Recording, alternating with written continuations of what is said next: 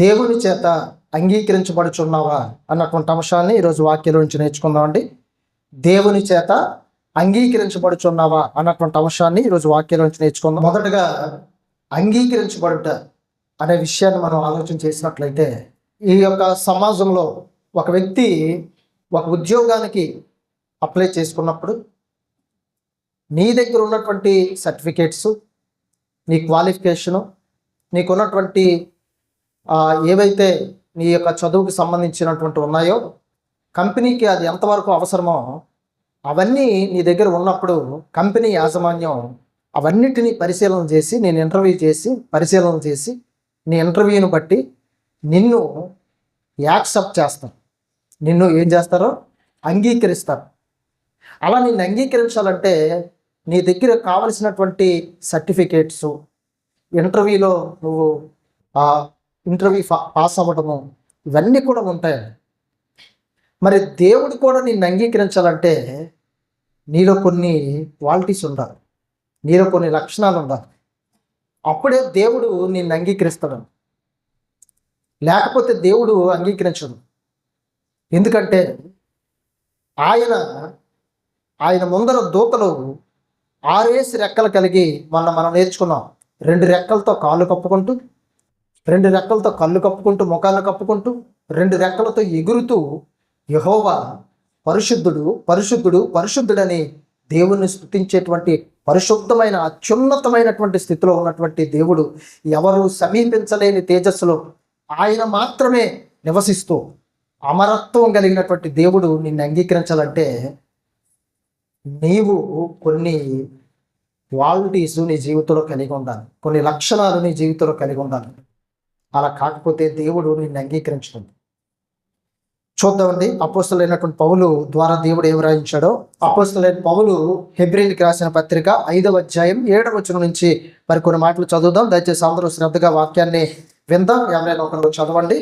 శరీరధారి అయి ఉన్న దినములలో మహారోదనముతోను కన్నీళ్లతోను తన్ను మరణము నుండి రక్షింపగలవానికి ప్రార్థనలు, యాచనలు సమర్పించి భయభక్తులు కలిగి ఉన్నందున ఆయన అంగీకరింపబడిను. అందరూ జాగ్రత్తగా వినాలండి, అందరూ జాగ్రత్తగా వినాలి. ఈ మాటలు యేసుక్రీస్తు గురించినటువంటి, యేసుక్రీస్తు ప్రభువారి గురించి చెప్పబడుతున్నటువంటి మాటలని. శరీరధారి అయి ఉన్న దినాల్లో అనే మాట ఉంది చూడండి. అంటే ప్రభువు శరీరాన్ని ధరించుకొని ఈ భూమి మీద మరి జీవిస్తున్నటువంటి దినాలలో, సువార్త ప్రకటిస్తున్నటువంటి దినాలలో ఆయన గురించి చెప్పబడినటువంటి మాటలు, ఆయన ఏ విధంగా తండ్రి దృష్టికి అంగీకరించబడ్డాడో చెప్పబడుతున్నటువంటి రాయబడినటువంటి మాటలండి. యేసుక్రీస్తుకి శరీరం లేకమునుపు ఆయన ఎలా ఉన్నాడంటే వాక్యంగా ఉన్నాడండి. ఆదియందు వాక్యం ఉండెను, వాక్యము దేవుని యొద్ద ఉండెను, వాక్యము దేవుడై ఉండెను. కాబట్టి వాక్యంగా ఉన్నటువంటి యేసుక్రీస్తు శరీరాన్ని ధరించుకోవాల్సినటువంటి అవసరత ఏర్పడింది. ఎందుకోసం ఆయన శరీరాన్ని ధరించుకున్నాడంటే ఆ శరీరం ఈ భూమి మీదకి వచ్చి బలవ్వాలి. ఆ శరీరం యొక్క బలి ద్వారా, ఆయన కార్చిన రక్తము ద్వారా, ఆయన ప్రాణం పెట్టడం ద్వారా మనుషులందరికీ కూడా పాపము నుండి విముక్తి కలిగి, పాపము నుండి విమోచన కలిగి, మనుషులు మరలా నీతిని, మరలా పరిశుద్ధతని వారి జీవితాల్లో సంపాదించుకోవడానికి యేసుక్రీస్తు శరీరం బలవ్వాలి. కాబట్టి ఆయనకు శరీరాన్ని దేవుడిచ్చాడు. వాక్యంగా ఉన్నటువంటి ఆయన శరీరాన్ని ధరించుకొని కృపాసత్య సంపూర్ణుడిగా మన మధ్యలో నివసించాడు అని యోహాను సువార్తలో ఉంటుంది. అంటే వాక్యంగా ఉన్నాడు ఆయన. ఆది యందు అంటే కాలం అనేటువంటిది లేకమునుపు, అందుకే ఆది అని రాశారు. అంటే టైం అనేటువంటిది లేకమునుపు. ఈ భూమి మీదకి ఎప్పుడు టైం వచ్చిందంటే భూమి తన చుట్టూ తాను తిరిగినప్పుడు, సూర్యుని చుట్టూ తిరుగుతున్నప్పుడు కాలం ప్రారంభించబడింది. విశ్వం తిరుగుతున్నప్పుడు కాలం ప్రారంభించబడింది. అసలు విశ్వమే లేనప్పుడు ఏ కాలం ఉంది? అసలు దేవుడు విశ్వాన్నే కలిగించలేనప్పుడు ఈ నక్షత్రాలను కానీ, సూర్యుని, చంద్రుని, గ్రహాలని, భూమిని దేన్ని దేవుడు కలిగించలేనప్పుడు, సమస్తం శూన్యంగా ఉన్నప్పుడు కాలం ఎక్కడిది? భూమి తన చుట్టూ తను తిరుగుతుంది కనుక మనం దాన్ని బేస్ చేసుకొని మనం కాలాన్ని లెక్కించుకుంటున్నాం. సూర్యుని చుట్టూ తిరుగుతుంది కనుక కాలాన్ని లెక్కించుకుంటున్నాం. కానీ అసలు భూమి సూర్యుడే లేకపోతే దేన్ని బట్టి కాలాన్ని లెక్కిస్తాం? కాబట్టి బైబిల్లో యోహాను సువార్త 1వ అధ్యాయంలో ఏమని చెప్పాడంటే, దేవుడు ఆది యందు అనే మాట ఉందండి. అంటే కాలం అనేది లేదు, అప్పటికి కాలం సృష్టించబడలేదు. కాబట్టి దేవుడట, యేసుక్రీస్తు ప్రభువారట ఆది యందు వాక్యమై ఉన్నాడు అని చెప్పబడిందండి. వాక్యం, ఆయన వాక్యంగా ఉన్నాడండి. శరీరం లేదు యేసుక్రీస్తు, శరీరం లేదండి. వాక్యం అనగా శబ్దం, వాక్యం అనగా శబ్దం. ఆ శబ్దం ఆది యందు దేవుని దగ్గర ఉందండి. ఆ శబ్దం కూడా ఏమని పిలువబడిందంటే వాక్యము దేవుడై ఉండెను. అంటే ఆ శబ్దం కూడా దేవుడని పిలువబడుతుంది. యేసుక్రీస్తు భూమి మీదకి వచ్చినప్పుడు కాదు, కానీ పరలోకంలో ఉన్నప్పుడు కూడా దేవుడు అని పిలువబడుతుంది వాక్యం. మరి యోహాను రాసిన సువార్త 1వ వచనానికి వచ్చేసరికి ఆ వాక్యము శరీరధారి అయి అనే మాట. అంటే వాక్యానికి ఏమి ఇవ్వబడిందంటే శరీరం ఇవ్వబడింది. వాక్యంగా ఉన్న యేసుక్రీస్తుకి శరీరం ఇవ్వబడింది. ఆ శరీరం కూడా ఎలాగ ఇవ్వబడిందంటే ప్రవచనాల పూర్వకంగా. ప్రవచనం దేవుడు చెప్పించాడు, ఇదిగో కన్యక గర్భవతి అయి ఒక కుమారుని కంటది, ఆయనకు ఇమ్మానుయేలు అని పేరు పెడతారు. యెషయా ద్వారా దేవుడు చెప్పించినటువంటి ప్రవచనం. కాబట్టి యేసుక్రీస్తుకి శరీరాన్ని ఇచ్చాడు దేవుడు. కన్యక గర్భంలో ఒక శరీరాన్ని ఇచ్చాడు. మరియం కూడా ఆశ్చర్యపోతుంది, శుభవచనం ఏమిటో అంటే, ఇదిగో నీ గర్భంలో ఓ కుమారుడు జన్మించబోతున్నాడు, ఆయనకి ఇమ్మానుయేలు అని పేరు పెడతావు అని అంటే, అయ్యో నేను పురుషుని ఎరగందాన్ని ఇది ఎలా జరుగుతుందంటే, ఇది సర్వోన్నతుని శక్తి నేను కమ్ముకుంటుంది, పరిశుద్ధాత్మ వల్ల నువ్వు గర్భవతి ఒక కుమారుని కంటావు, అతను సర్వోన్నతుడైన దేవుని కుమారుడు అనబడతాడు అని. కాబట్టి మరియమ్మ గర్భంలో ఆయన యేసుక్రీస్తుకి వాక్యంగా ఉన్న యేసుక్రీస్తు ఎవరిలో ప్రవేశించారంటే మరియమ్మ గర్భంలో ప్రవేశించారు. మరియమ్మ గర్భంలో ఆయనకి ఏమి ఇవ్వబడిందంటే శరీరం ఇవ్వబడింది.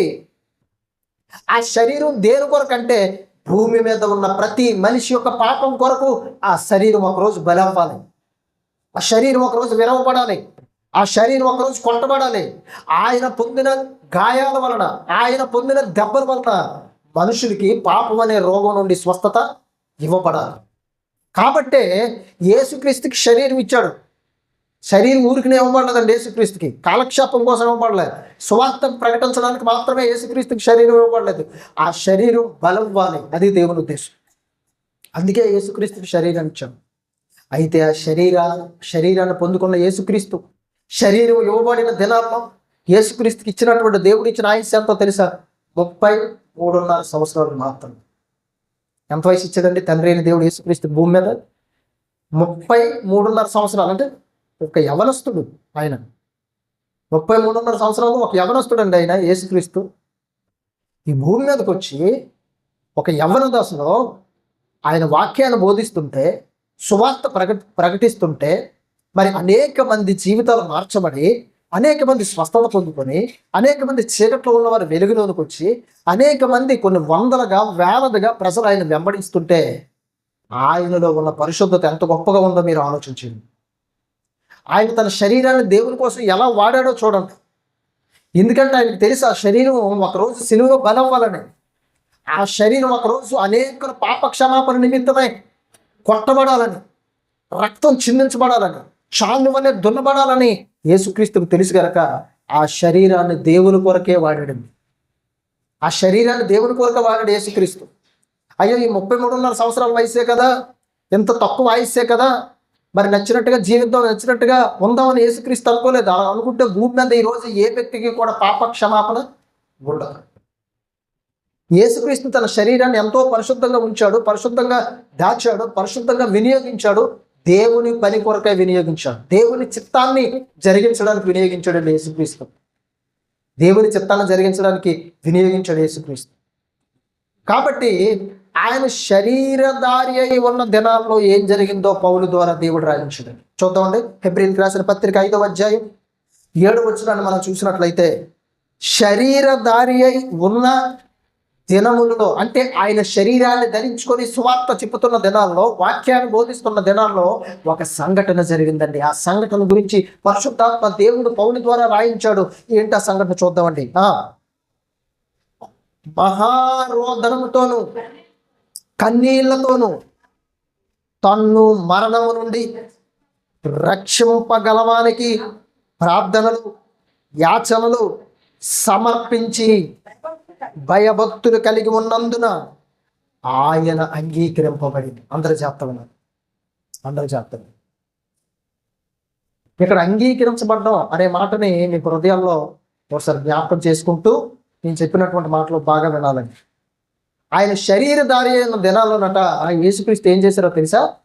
మహారోదనముతోను కన్నీళ్లతోను తన్ను మరణము నుండి రక్షింపగలిగినటువంటి తండ్రికి ఆయన ఏం చేశాడో తెలుసా? ప్రార్థనలు యాచనలు సమర్పించాడు అనే మాట విషయం. ప్రార్థనలు యాచనలు సమర్పించాడు అంటే యేసుక్రీస్తే శరీరాన్ని ధరించుకొని భూమి మీద నివసిస్తున్నటువంటి దినాలలో యేసుక్రీస్తు మహారోదనతో ప్రార్థన చేసింది, కన్నీళ్లతో ప్రార్థన చేశాడు.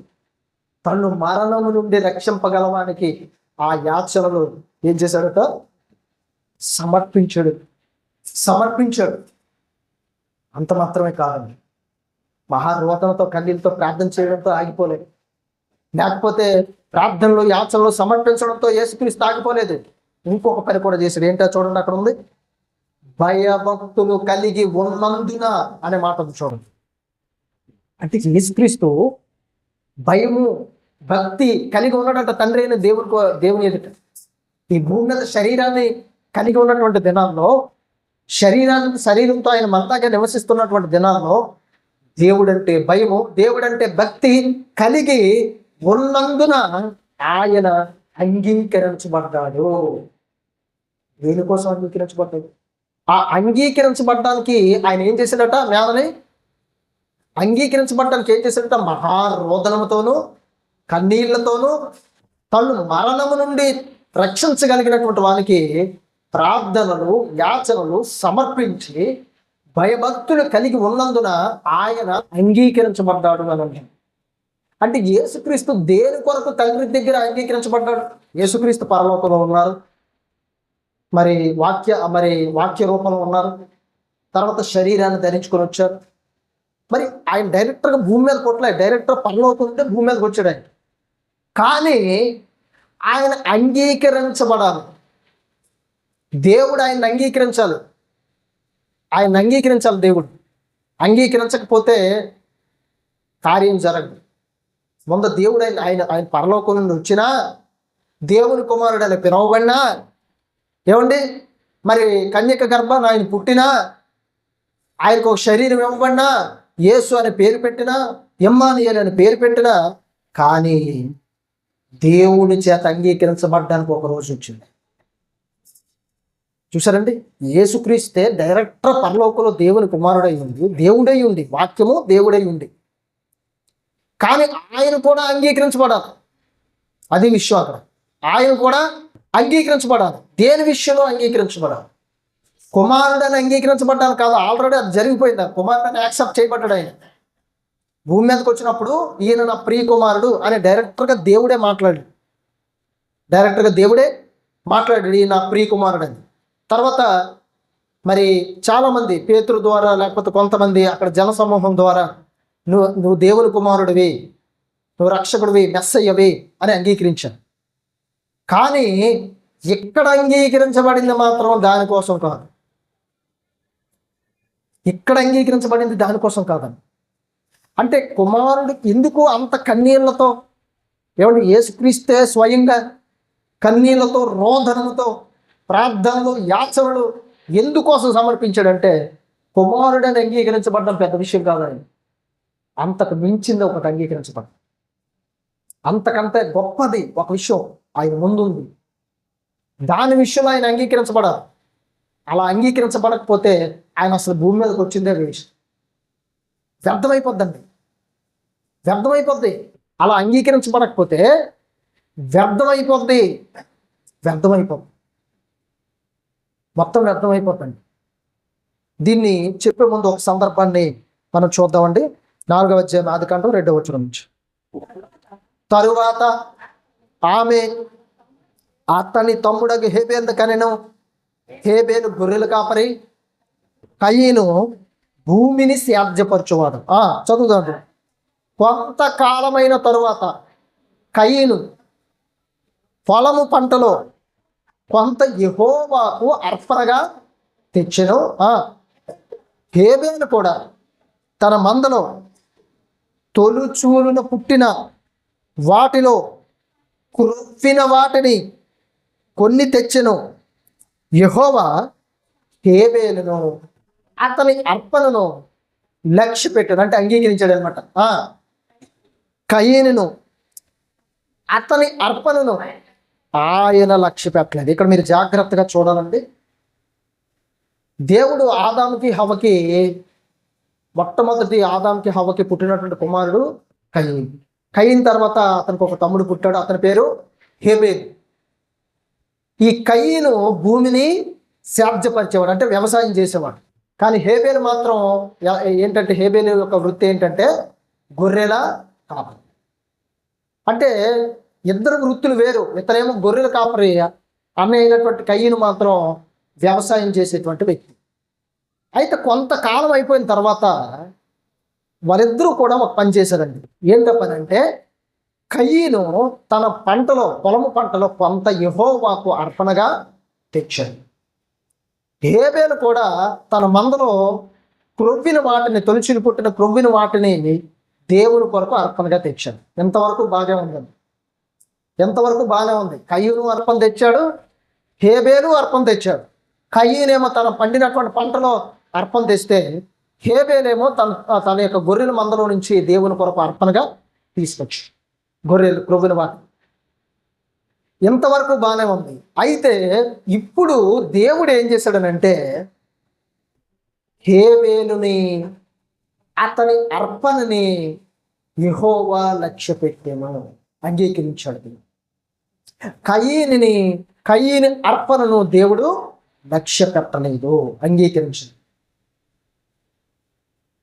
ఇక్కడ మనం జాగ్రత్తగా ఆలోచన చేసినట్లయితే, దేవుడి దగ్గరికి ఇద్దరు అర్పణలు తెచ్చారు.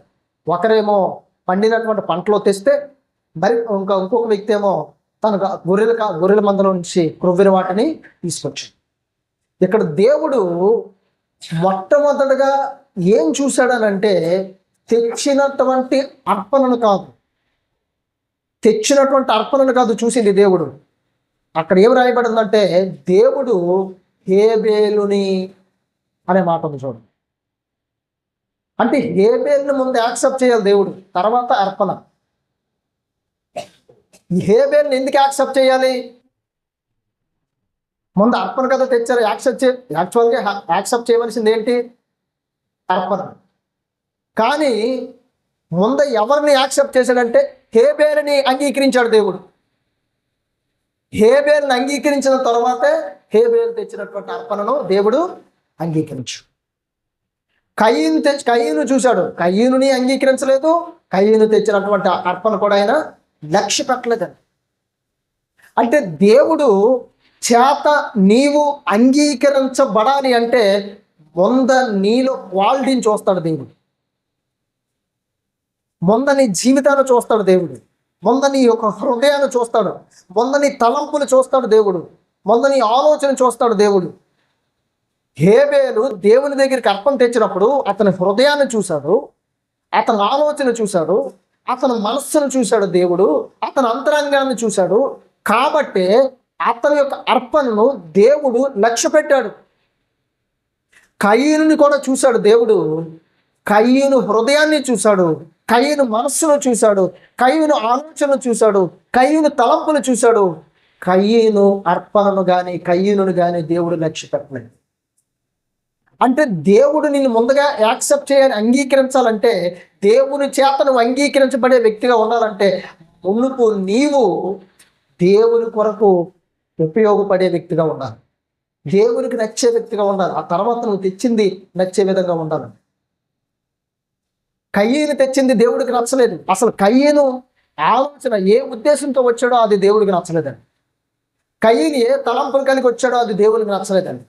కానీ హేబేలు ఏ ఉద్దేశంతో దేవుడి దగ్గరికి వచ్చాడో, ఏ తలంపులు కలిగి దేవుడి దగ్గరికి వచ్చాడో దేవుడు హేబేలుని అంగీకరించాడు. ఎంతకీ హేబేలుని ఎందుకు అంగీకరించాడు? ఇద్దరు అన్నదమ్ములే కదా, ఇద్దరు అర్పణ తెచ్చారు కదా. ఇతను కూడా గొర్రెలన్నీ తీసుకెళ్ళిపోలేదు కదా, శ్రేష్టమైన ప్రభుని వాటిని తీసుకొచ్చాడు. అతను కూడా పంటలో కొంత భాగాన్ని తీసుకొచ్చాడు. ఇంతకీ హేబేలును దేవుడు ఎందుకు అంగీకరించాడు అనే విషయాన్ని మనం ఆలోచన చేసినట్లయితే హెబ్రీయులకు రాసినటువంటి పత్రిక 11వ అధ్యాయం 4వ వచనం. విశ్వాసమును బట్టి హేబేలు కయీను కంటే శ్రేష్టమైన బలి దేవునికి అర్పించింది. అదండి, అందుకే దేవుడు అంగీకరించడం. చూసారా, విశ్వాసమును బట్టి శ్రేష్టమైన బలి దేవుడికి అర్పించాడు హేబేలు. అంటే ఇద్దరు దేవుని దగ్గరికి వచ్చారు కానీ అందులో కయీను చేసినటువంటి పని ఏంటి, హేబేలు చేసినటువంటి పని ఏంటంటే హేబేలు విశ్వాసము కలిగి దేవునికి శ్రేష్టమైన బలి అర్పించాడు. కయీను విశ్వాసం లేకుండా అర్పణ అర్పించాడు. అర్థమైందండి? అక్కడ తేడా ఒకటే. ఇద్దరు అర్పణలు తెచ్చారు. అలా అర్పణ తెచ్చేటప్పుడు హేబేలు విశ్వాసము కలిగి శ్రేష్టమైన బలి అర్పించాడు దేవుడికి.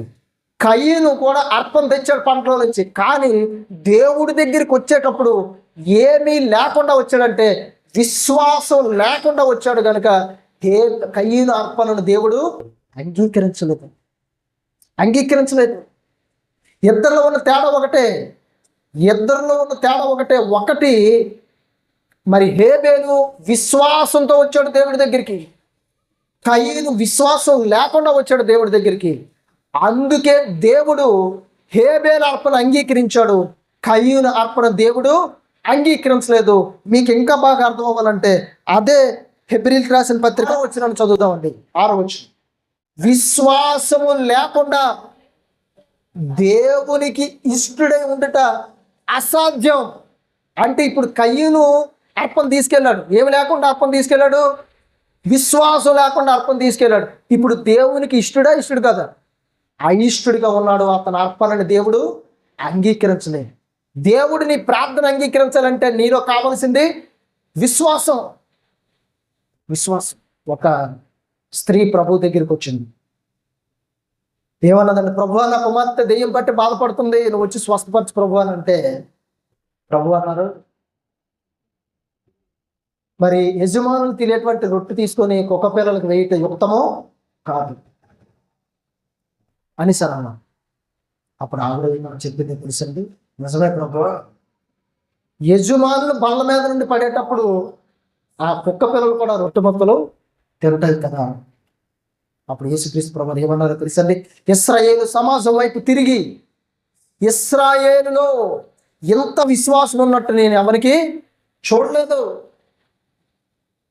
అంటే ఆవిడ విశ్వాసంతో వచ్చింది కనుక దేవుడు చెప్పిన టైంకి ఆమె కుమార్తెకి స్వస్థత వచ్చింది.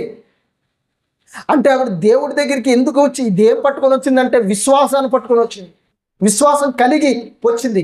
ఇక్కడ కయీనుని దేవుడు ఎందుకు అంగీకరించలేదంటే కయీను దేవుడికి ఇష్టడుగా లేడండి. నువ్వు దేవుడికి ఇష్టడుగా లేకుండా నువ్వు ప్రార్థన చేస్తే నీ ప్రార్థన దేవుడు ఏం చేయడు, అంగీకరించడు. నువ్వు దేవుడికి ఇష్టరాలుగా లేకుండా దేవుని కోసం నువ్వేదో తెస్తే దేవుడు నిన్ను అంగీకరించడు, నీ అర్పణను కూడా దేవుడు, నీ కానుకను కూడా దేవుడు అంగీకరించడు. ముందు నువ్వు ఇష్టపడాలి దేవునికి, నువ్వు ఇష్టంగా ఉండాలి దేవునికి. దేవుడు హేబేలును చూసినప్పుడు హేబేలులో దేవుడికి ఏం కనిపించిందంటే విశ్వాసం కనిపించింది. అందుకేనండి దేవుడు లక్ష్య పెట్టాడు, అంగీకరించాడు.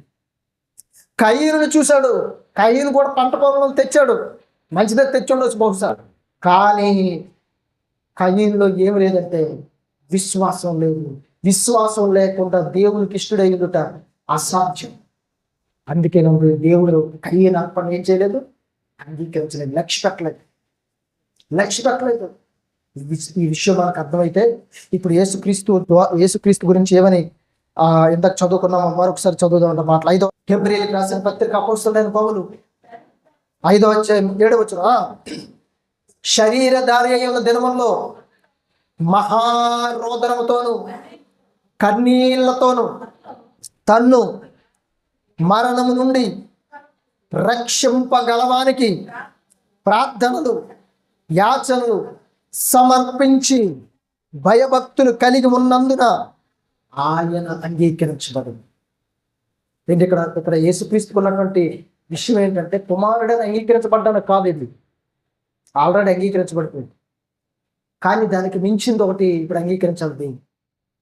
దానికి మించింది ఒకటి అంగీకరించాలి. యేసుక్రీస్తు ఎందుకోసం ప్రార్థన చేశాడంటే, తను మరణము నుండి రక్షించగలిగిన వారికి మహారోదనతోనూ కన్నీళ్లతోనూ ప్రార్థనలు యాచనలు సమర్పించి భయభక్తులు కలిగి ఉన్నాడు. భయభక్తులు కలిగి ఉన్నాడు ఆయన. భయభక్తులు కలిగి ఉన్నాడు ఆయన యేసుక్రీస్తు. అప్పుడు దేవుడు అంగీకరించాడు. ఎంతకీ ఎందుకు అంగీకరించాడు ఆయన? దేని కొరకు ఈ అంగీకారాన్ని మనం ఆలోచన చేసినట్లయితే, యేసుక్రీస్తుకి శరీరాన్ని ఎందుకు ఇచ్చాడో మొదట మనం చెప్పుకున్నామండి. హెబ్రీయులకు రాసిన పత్రిక 10వ అధ్యాయం 3వ వచనం నుంచి, అయితే బలులు అర్పించుట చేత ఏటేటా పాపములు జ్ఞాపకము వచ్చుచున్నవి, ఏలయనగా ఎడ్ల యొక్కయో మేకల యొక్కయో రక్తము పాపములు తీసివేయుట అసాధ్యము. కాబట్టి ఆయన ఈ లోకమందు ప్రవేశించినప్పుడు, అంటే మరియమ్మ గర్భంలోనికి ప్రవేశించినప్పుడు ఆయన ఏం చెప్పాడట? ఎలాగూ చెప్పుచున్నాడు, బలియు అర్పణయు నీవు కోరలేదు, కానీ నాకొక శరీరము అమర్చితివి. ఎందుకోసం మరియమ్మ గర్భంలో యేసుక్రీస్తుకి శరీరాన్ని అమర్చాడు దేవుడు అని అంటే, దానికి ఒక కారణం ఉంది. ఏంటో కారణం చూడండి, కింద చెప్తున్నాడు, పూర్ణ హోమములు పాప పరిహారార్థ బలులు నీకు ఇష్టమైనవి కావు. అప్పుడు నేను గ్రంథపు చుట్టలో నన్ను గూర్చి వ్రాయబడిన ప్రకారము, దేవా నీ చిత్తము నెరవేర్చుటకు ఇదిగో నేను వచ్చి ఉన్నానంటే, బలులు అర్పణలు పూర్ణ హోమములు పాప పరిహారార్థ బలులు నీవు కోరలేదనియు అవి నీకు ఇష్టమైనవి కావని పైన చెప్పిన తర్వాత, ఆయన నీ చిత్తము నెరవేర్చుట ఇదిగో నేను వచ్చి ఉన్నానని చెప్పుచున్నాడు. ఇవన్నీ ధర్మశాస్త్రం చొప్పున అర్పింపబడుచున్నవి. రెండవ దానిని స్థిరపరచుటకు మొదటి దానిని కొట్టివేయుచున్నాడు. యేసుక్రీస్తు యొక్క 10వ వచనం చూడండి, యేసుక్రీస్తు యొక్క శరీరము ఒక్కసారియే అర్పించబడుట చేత ఆ చిత్తమును బట్టి మనము పరిశుద్ధపరచబడుచున్నాము.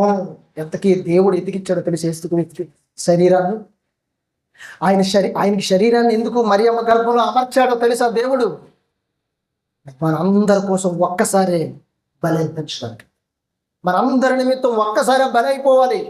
ఆయన శరీరం బలైతేనే తప్ప, ఆయన రక్తం ఈ నేల మీద ఉలికించబడితేనే తప్ప మనుషులకి పాపక్షమాపణ కలగదు, అంధకారం నుండి విమోచన కలగదు, పాపం నుండి విమోచన కలగదు, నరకం నుండి రక్షణ కలగదు. గనుక యేసుక్రీస్తుకు ఒక శరీరాన్ని మరియమ్మ గర్భంలో అమర్చాడు. దేవా ఇదిగో నీ చిత్తాన్ని నెరవేర్చడానికి వచ్చానని చెప్పాడు. 10వ వచనంలో చూసేసరికి యేసుక్రీస్తు యొక్క శరీరము ఒక్కసారే అర్పించబడుట చేత, అర్పణ ఏం చేశాడంటే, ఏం చేయాలి? ఆయన శరీరం అర్పణ జరగాలి, అర్పించబడాలి. హేబెలు ఏం తెచ్చాడు? గొర్రెలను సమర్పించాడు, అర్పించాడండి దేవుడికి. మరి యేసుక్రీస్తు కూడా ఏం చేశాడు? అక్కడ హేబెలేమో గొర్రెలు అర్పిస్తే, యేసుక్రీస్తు ఇప్పుడు దేన్ని అర్పిస్తున్నాడు? గొర్రెలు కాదు, తన శరీరాన్ని అర్పిస్తున్నాడు. తన శరీరాన్ని అర్పిస్తున్నాడు ఆయన. ఒక్కసారి మనుషులందరి నిమిత్తం తన శరీరాన్ని అర్పించడానికి వచ్చాడు. అందుకేనండి యేసుక్రీస్తుకి శరీరం ఇవ్వబడింది. ఇప్పుడు మరి ఇందాక చదువుకున్నటువంటి మాటలు చదువుతాం. 5వ అధ్యాయం 7వ వచనం నుంచి, శరీరధారి ఉన్న దినాల్లో మహారోదనముతోనూ కన్నీళ్లతోనూ తన్ను మరణము నుండి రక్షింపగలవానికి ప్రార్థనలు యాచనలు సమర్పించి భయభక్తులు కలిగి ఉన్నందున ఆయన అంగీకరింపబడిన. ఇప్పుడు యేసుక్రీస్తు దేనికోసం ప్రార్థన చేసినట్టుగా ఇక్కడ ఉందో చూడండి, తన్ను మరణము నుండి రక్షింపగలవానికి, తన్ను మరణం నుండి రక్షింపగలవానికి ప్రార్థనలు యాచనలు సమర్పించాడు. యేసుక్రీస్తు గెత్సెమనే తోటలో ప్రార్థన చేసేటప్పుడు ఆయన చెమట రక్తపు బిందువుల వలె నేల మీద పడుతున్నాయి. పరలోకం నుండి దూతను పంపించి దేవుడు బలపరిచాడు.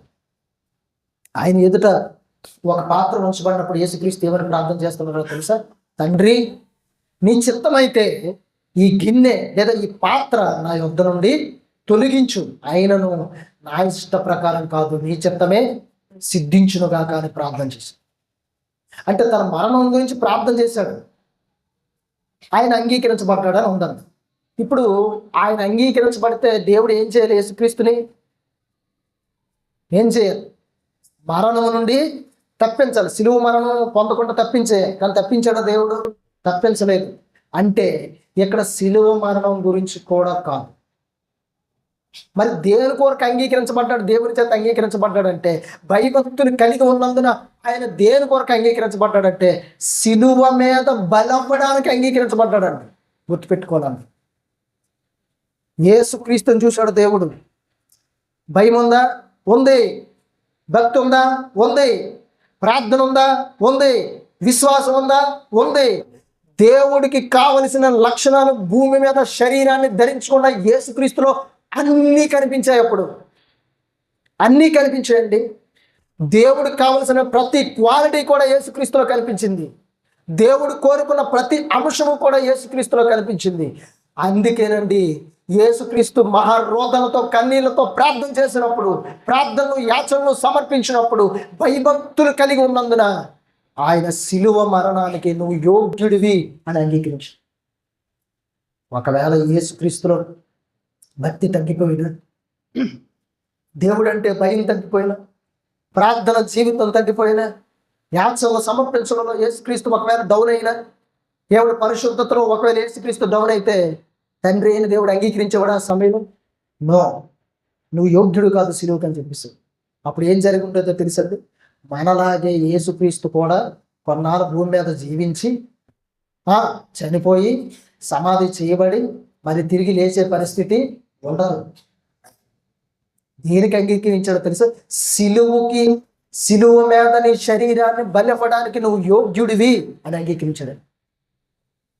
మరణించిన వారిలో మొట్టమొదటిగా తిరిగి లేపబడ్డానికి నువ్వు అర్హుడివి అని అంగీకరించాడు తండ్రి అని.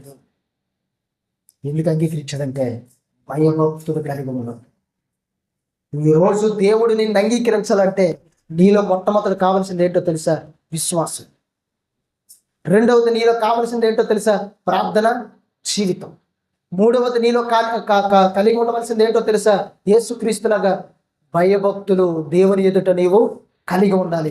అప్పుడు దేవుడు నిన్ను అంగీకరిస్తాడు. అంటే దేవుడు నిన్ను అంగీకరిస్తాడంటే ఎక్కడ అంగీకరిస్తాడు? ఎక్కడ అంగీకరిస్తాడు? ఏ సమయంలో అంగీకరిస్తాడు? ఒకటోది, ప్రార్థన చేసేటప్పుడు దేవుడు నీ ప్రార్థన అంగీకరిస్తాడు. తన కుమారుడిగా దేవుడు నేను బాప్తిసంలో ఏం చేసుకున్నాడు? అంగీకరించాడు. ఎందరూ తన యందు విశ్వాసం ఉంచారో వారందరికీ, అనగా తన కుమారుడి నామం విశ్వాసం ఉంచిన ప్రతి ఒక్కరికి దేవుని పిల్లలుగా ఉండడానికి దేవుడు ఏమి ఇచ్చాడు? అధికారం ఇచ్చాడు. ఆయన అంగీకరించాడు మొట్టమొదటిగా నేను. కానీ మిగతా విషయాల్లో కూడా నిన్ను అంగీకరించాలి. తర్వాత ప్రార్థనలో నిన్ను అంగీకరించాలి. ఒక సందర్భాన్ని చూద్దామండి. రాజుల మొదటి గ్రంథం 3వ అధ్యాయం 7వ వచనం నుంచి. సొలొమోను ఇక్కడ దేవుడికి ప్రార్థన చేస్తున్నాడు. సొలొమోను దేవునికి ప్రార్థన చేస్తున్నాడు. ఏమని ప్రార్థన చేస్తున్నాడో చూద్దాం. 7వ వచనం నుంచి, 3వ అధ్యాయం 7వ వచనం నుంచి. నా దేవా యెహోవా, నీవు నా తండ్రి అయిన దావీదుకు బదులుగా నీ దాసుడినైన నన్ను రాజుగా నియమించి ఉన్నావు. అయితే నేను బాలుడును, కార్యములు జరుపుటకు నాకు బుద్ధి చాలదు. నీ దాసుడునైన నేను నీవు కోరుకొనిన జనుల మధ్య ఉన్నాను. వారు విస్తరించి ఉన్నందున వారిని లెక్కపెట్టుటియో, వారి విశాల దేశమును తనిఖీ చేయటియో అసాధ్యము. ఎంత గొప్పదైన నీ జనమునకు న్యాయం తీర్చగలవాడు ఎవడు? కాబట్టి నేను మంచి చెడ్డలు వివేచించి నీ జనులకు న్యాయము తీర్చినట్లు నీ దాసుడనైన నాకు వివేకము గల హృదయము దయచేయము. ఏమని అడిగాడో తెలుసండి? దేవా, నా తండ్రి అయిన దావీదు సింహాసనాన్ని నాకు ఇచ్చావు, నన్ను రాజుగా చేసావు. అయితే నేను బాలుణ్ణి, కార్యాలు జరపడానికి నాకు జ్ఞానము బుద్ధి చాలదు. ఎంత విశాల దేశంలో జనులు లెక్కించడానికి, తనిఖీ చేయడానికి, వాళ్ళకి న్యాయం జరిగించడానికి నాకు జ్ఞానము చాలదు. కాబట్టి నాకు వివేకం కలిగినటువంటి హృదయాన్ని దయచేయు అని దేవునికి ప్రార్థన చేశాడండి. ఇంతవరకు బాగానే ఉంది. ఇప్పుడు చూద్దాం. అది 10వ వచనం చదువుదామండి. సొలొమోను చేసిన ఈ మనవి ప్రభువుకు అనుకూలమాయెను. చూసారండి, సొలొమోను ప్రార్థన చేశాడు. ఈ చేసినటువంటి ప్రార్థన దేవుడి దృష్టికి ఎలా ఉందట? అనుకూలంగా ఉంది. అంటే దేవుడు ఏం చేశాడు? ఆ ప్రార్థనని అంగీకరించాడు.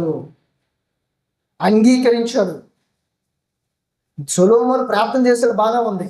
మనము ప్రార్థన చేస్తాం, బాగానే ఉంటుంది. కానీ దేవుడు దాన్ని ఏం చేయాలి? అంగీకరించాలి. నీ ప్రార్థన చేశాను కదా నువ్వు అనుకోవచ్చు, కానీ ఆ ప్రార్థనని దేవుడు ఏం చేయాలి? అంగీకరించాలి. అంగీకరిస్తేనే నీకు జవాబు వస్తుంది. అంగీకరించకపోతే అది గాల్లో కలిసిపోదు.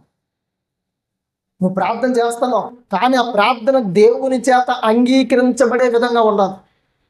సొలొమోను ప్రార్థన చేశాడు, ప్రభు నాకు బుద్ధి చాలదు, వివేకం కలిగినటువంటి బుద్ధి జ్ఞానం నాకు ఇవ్వు ప్రభు, హృదయాన్ని నాకు ఇవ్వు ప్రభు అని ప్రార్థన చేసేటప్పుడు సొలొమోను చేసిన ఈ ప్రార్థన దేవుని దృష్టి కట్ట అనుకూలం, అంగీకరించేటటువంటి దేవుడు. చదువుదాం. దేవుడు అతనికి ఎలాగో సెలవిచ్చెను, దీర్ఘాయువునైనను ఐశ్వర్యమునైనను శత్రువుల ప్రాణమునైనను అడగక న్యాయములను గ్రహించుటకు వివేకం అనుగ్రహించమని నీవు అడిగితివి. నీవు ఎలాగో అడిగినందున నీ మనవి ఆలకించుచున్నాను. చూసారండి, నువ్వు శత్రువుల ప్రాణాన్ని అడగలేదు, దీర్ఘాయుష్ని అడగలేదు, ఐశ్వర్యాన్ని అడగలేదు, బుద్ధి జ్ఞానాన్ని అడిగావు. నువ్వు ఎలాగ ప్రార్థన చేసావు కనుక నీ మనవి నేను యాక్సెప్ట్ చేశాను అన్నాడు. అంటే నువ్వు ప్రార్థన చేసేటప్పుడు నీ ప్రార్థన దేవుడు అంగీకరించాలంటే నువ్వు ప్రార్థన చేసే ప్రార్థన యోగ్యమైనదిగా ఉండాలి. దేవుని దృష్టికి అంగీకారమైనటువంటి ప్రార్థన నువ్వు చేయాలి.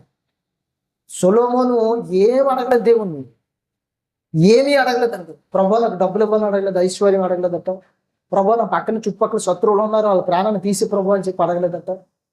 నా ప్రభు నేను బోల్డ్ అంతకాలం జీవించాలనుకుంటున్నాను, ఒక 200 సంవత్సరాలు నాకు ఆయుష్యం అని అడగలేదు.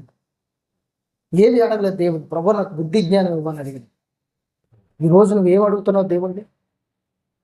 నువ్వు అడిగేటప్పుడు దేవుడిని ప్రార్థనకి ఎంతవరకు సమాధానం ఇవ్వగలుగుతున్నాడు? నీ ప్రార్థన ఎంతవరకు అంగీకరించబడుతుంది దేవుని యొక్క సన్నిధిలో? పరలోకంలో నీ ప్రార్థన ఎంతవరకు అంగీకరించబడుతుంది? నువ్వు ఎలాగ అడిగినందున నీ మనవి నేను ఆలకించాను. అలా అడగాలండి దేవుని. అప్పుడే నీ ప్రార్థన దేవుడు అంగీకరిస్తాడు. అప్పుడే నీ మొరకాయ చెవి యొగ్గుతాడు, నీ ప్రార్థన అంగీకరిస్తాడు. దేవుడు అవన్నీ ఇచ్చాడండి. సొలొమోనుకి ఐశ్వర్యాన్ని ఇచ్చాడు, ఘనతని ఇచ్చాడు, అన్నిటినీ కూడా దేవుడు సొలొమోనుకి ఇచ్చాడు. సొలొమోను అడగకపోయినా దేవుడు ఇచ్చాడు. ఈరోజు నువ్వు అడగకపోయినా సరే దేవుడు నీకు ఇవ్వాలి అంటే, మీకు అక్కరగా ఉన్నవేమో మీరు అడగక మునిపే నాకు తెలుసు అన్నాడండి. సొలొమోనుకి అవన్నీ కావాలని దేవుడికి తెలుసు. సొలొమోను అవి అడగలేదు. నీకు కూడా ఏది అవసరమో దేవుడికి తెలుసు, కానీ నువ్వు అడగవలసింది అడగకూడనవే ముందే అడుగుతున్నావు కనుక నీ ప్రార్థనకి జవాబు రావటం లేదు, అంగీకరించబడటం లేదు. నీ ప్రార్థన యాక్సెప్ట్ చేయట్లేదు దేవుడు నీ ప్రార్థన. ఇక్కడ సొలొమోనుకి అవన్నీ అవసరం. శత్రువులు ప్రాణం అవసరం, దీర్ఘాయుష్ అవసరం, రాజు అంటే ఐశ్వర్యం అవసరం, అన్నీ అవసరం. కానీ దేవుడు అడగలేదు. ఈరోజు నీ ప్రార్థన దేవుడు అంగీకరించాలంటే నువ్వు కూడా లోక సంబంధమైన అడగకుండా పర సంబంధమైన అడగాలి, పరలోక సంబంధమైన అడగాలి. అప్పుడే నీ ప్రార్థన దేవుడు అంగీకరించి మీరు అడగక మునిపే మీకు అక్కరగా ఉండలేవో నాకు తెలుసు అని చెప్పాడు. నేను మీకు అనుగ్రహిస్తాను. మొదట నా రాజ్యమును నీతిని వెతకండి అని చెప్పాడండి. అప్పుడు మీకు అక్కరగా ఉన్నవన్నీ కూడా నేను మీకు అనుగ్రహిస్తానని చెప్పాడండి. కాబట్టి యేసుక్రీస్తట తను మరణము నుండి రక్షించగలిగినటువంటి వానికి ప్రార్థనలు యాచనలు సమర్పించి భయభక్తులు కలిగి ఉన్నందున సిలువ మరణానికి, సిలువలో బలవ్వడానికి ఆయన అంగీకరించబడ్డాడు. మరణించిన వారిలో మొట్టమొదటిగా తిరిగి లేపబడ్డానికి దేవుడు యాక్సెప్ట్ చేశాడు, అంగీకరించాడు. ఈరోజు నువ్వు కూడా దేవుని చేత అంగీకరించబడాలంటే నీలో విశ్వాసం కావాలి, ప్రార్థన జీవితం కావాలి. దేవుడంటే భయము భక్తి కలిగినటువంటి జీవితం నువ్వు కలిగి ఉండాలి. అప్పుడు నీ ప్రార్థన దేవుడు అంగీకరిస్తాడు. నాలుగవదిగా నువ్వు చివరగా అంగీకరించబడేది ఎప్పుడో తెలుసా? నేను కుమారుడిగా కూడా అంగీకరించాడు. చివరిగా నువ్వు అంగీకరించబడేది ఎప్పుడో తెలుసా? ప్రభువు రెండవ రాకల్లో అప్పుడు దేవుని చేత నువ్వు అంగీకరించడం. అది అసలు విషయం.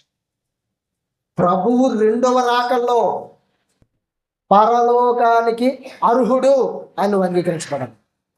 యేసుక్రీస్తు ఒక చిన్న ఉపమానం చెప్పారండి. ఆయన ధవళవర్ణ సింహాసనం మీద ఆసీనుడై ఉన్నప్పుడు గొల్లవాడు గొర్రెల్లో నుండి మేకలను వేరుపరిచినట్లు ఆయన నీతిమంతుల నుంచి అనీతిమంతుల్ని వేరుపరుస్తాడు. కుడి చేత ఉన్నటువంటి నీతిమంతులను చూసి నా తండ్రి చేత ఆశీర్వదించబడిన వారిలాగా లోకం పుట్టిన మొదలుకొని మీకోసం సిద్ధపరచబడినటువంటి రాజ్యంలోనికి ప్రవేశించండి. నేను ఆకలితో వచ్చాను, మీరు నాకు భోజనము పెట్టారు. నేను దాహంతో వచ్చాను, మీరు నాకు దప్పిక తీర్చారు. నేను చెరసాల్లో ఉన్నప్పుడు నన్ను చూడడానికి వచ్చాను, రోగ్గా ఉన్నప్పుడు పరామర్శించడానికి వచ్చానంటే ప్రభువా నువ్వెప్పుడు నైనా చెరసాల్లో ఉన్నావు, నువ్వెప్పుడు రోగ్గా ఉన్నావు, నువ్వెప్పుడు ఆకలితో ఉన్నావు, నువ్వెప్పుడు దప్పికతో ఉన్నావు అంటే నా సహోదరులు మీరు ఒకరికి చేశారు కనుక నాకు చేశాను అంటే ఆ దినాన్ని వాళ్ళని దేవుడు ఏం చేశాడు? యాక్సెప్ట్ చేశాడు పరలోకానికి. అర్హుడు పరలోకానికి.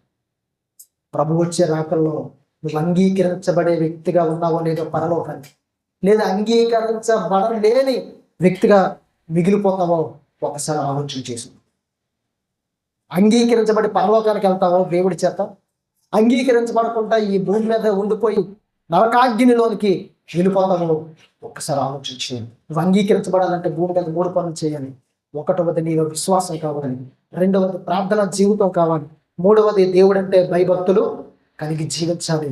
అప్పుడు ప్రభు ఒక దినాన్ని వచ్చేటప్పుడు నువ్వు అంగీకరించబడే వ్యక్తిగా నువ్వు మారుతావు. పరలోకానికి అర్హుడు అని దేవుడు యాక్సెప్ట్ చేస్తాను, నువ్వు వెళ్ళడానికి యోగ్యుడివి అని యాక్సెప్ట్ చేస్తాను. ఉదాహరణ, ఒక వ్యక్తి వేరే దేశం వెళ్ళాలనుకో, ఆ వ్యక్తికి ఏం కావాలి? పాస్పోర్ట్ కావాలి. నీకు పాస్పోర్ట్ ఇవ్వాలి అంటే మీద ఎటువంటి అభ్యంతరకరమైనటువంటి కేసులు అనేటువంటివి ఉండకూడదండి. ఉంటే నేను యాక్సెప్ట్ చేయను. నీ పాస్పోర్ట్ ఎవరు? ఆ రిపోర్టు మన ప్రభుత్వం వాళ్ళకి పంపిస్తుంది. ఇతను యోగ్యుడు, ఈ దేశంలో హ్యాపీగా అడుగు పెట్టవచ్చు, మంచోడు, ఇతని వల్ల ఎటువంటి ప్రమాదం ఈ దేశానికి రాదు అని చేసేటప్పుడు అవతల కంట్రీ మనకి ఏమిస్తుందంటే వీసా ఇస్తుంది. పంపించండి, అనుమతిస్తుంది. ఈ భూమి మీద నువ్వు ఉన్నప్పుడు దేవుని దృష్టిలో నువ్వు అంగీకరించబడకపోతే పరలోకం అనే దేశానికి, పరలోక పౌరసత్వానికి నువ్వేం చేయబడవంటే యాక్సెప్ట్ చేయబడవు. ఈ భూమి మీద ఉన్నప్పుడే నువ్వు దేవుని దగ్గర యాక్సెప్ట్ చేయబడాలి. ప్రార్థన కలిగి, భయభక్తులు కలిగి, విశ్వాసం కలిగి దేవుళ్ళు నువ్వు కొనసాగుతున్నప్పుడు ఒకరోజు ప్రభు వచ్చేటప్పుడు పరలోకానికి నీకు వెళ్ళాలంటే ఇక్కడే నువ్వు అంగీకరించబడాలి. అలాగే అంగీకరించబడితేనే ఒకరోజు పరలోకానికి వెళ్తాం. కాబట్టి యేసుక్రీస్తు అంగీకరించబడ్డాడు, శిలువ మరణానికి అంగీకరించబడ్డాడు, మృతుల్లో నుండి మొదటగా లేపబడ్డానికి ఆయన అంగీకరించబడ్డాడు. ఈరోజు నువ్వు కూడా ఒకరోజు ప్రభు వచ్చేటప్పుడు నువ్వు కూడా అంగీకరించబడే వ్యక్తిగా ఉండాలి. అంగీకరించబడకపోతే దేవుడి చేత నరకములోనికి వెళ్ళిపోతావు.